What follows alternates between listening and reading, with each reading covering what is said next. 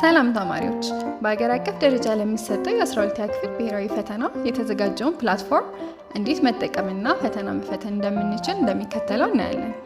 በመጀመሪያ ከትምህርት ቤታችን የተሰጠንን ዩዘርኔም እና ፓስወርድ በማስገባት ሎጊን የሚለውን ክሊክ እናደርጋለን።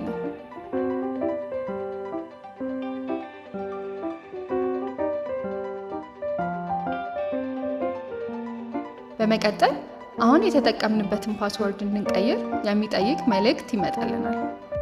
ከረንት ፓስወርድ የሚለው ላይ አሁን የተጠቀምንበትን ፓስወርድ እናስገባለን። ኒው ፓስወርድ የሚለው ላይ ከዚህ በኋላ ወደዚህ አካውንት ለመግባትና ፈተናውን ለመፈተን በምንፈልግበት ጊዜ የምንጠቀመውን የራሳችንን አዲስ ፓስወርድ ክሬት እናደርጋለን። አዲስ ክሬት የምናደርገው ፓስወርድ 8 ካራክተር ሊኖረው ይገባል። አንድ ካፒታል ሌተር፣ አንድ ስሞል ሌተር፣ ቁጥር እና ስፔሻል ካራክተር መያዝ አለበት።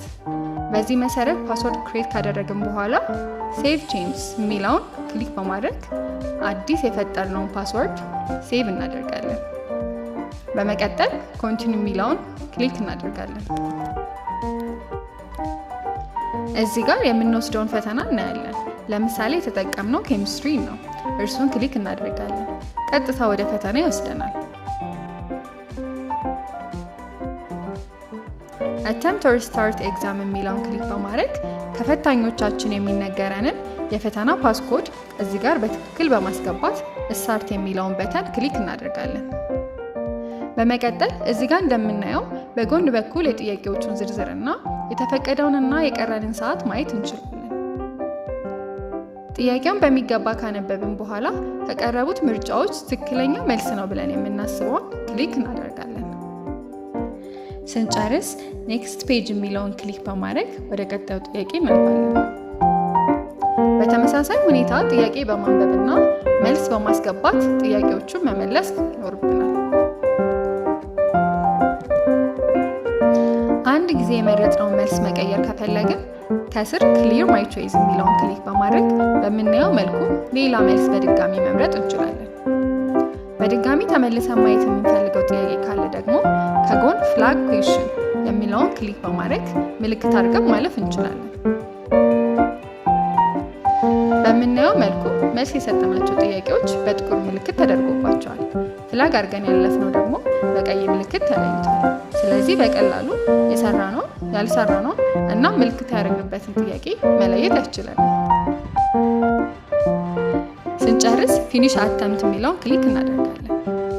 በምታዩት መልኩ ጨርሰን ከመውጣታችን በፊት የጥያቄዎቹን ስታተስ ያሳየናል። የሰራነውን ጥያቄ አንሰር ሴቭድ ይለናል። ያልሰራናቸውን ጥያቄዎች ደግሞ ናት የት አንሰርድ ይለናል። ስለዚህ ወደ ጥያቄው ለመመለስና ለመስራት የጥያቄውን ቁጥር ክሊክ በማድረግ ወይም ኤግዛም ኦቨርቪው ላይ ምንም ምልክት የሌለባቸው ነጭ የሆኑ ያልተሰሩ ጥያቄዎች ስለሆኑ እነርሱን ክሊክ በማድረግ ወደ ጥያቄ በመመለስ ትክክል ነው ብለን የምናስበውን መልስ እንመርጣለን። ከዛም ኤግዛም ኦቨርቪው ጋር መተን ፊኒሽ አተምፕት የሚለውን ክሊክ እናደርጋለን። ሁሉንም ጥያቄዎች በትክክል መስራታችን እርግጠኛ ስንሆን ሰሚት ኦል ኤንድ ፊኒሽ የሚለውን ክሊክ እናደርጋለን። በድጋሚ ኮንፈርሜሽን ይጠይቀናል። አሁንም ሰሚት ኦል ኤንድ ፊኒሽ የሚለውን ክሊክ ስናደርግ ወደ ዋናው አካውንታችን ይመልሰናል። እዚህ ጋር ስታተስ በምናይበት ጊዜ ፊኒሽድ የሚል ይመጣልናል።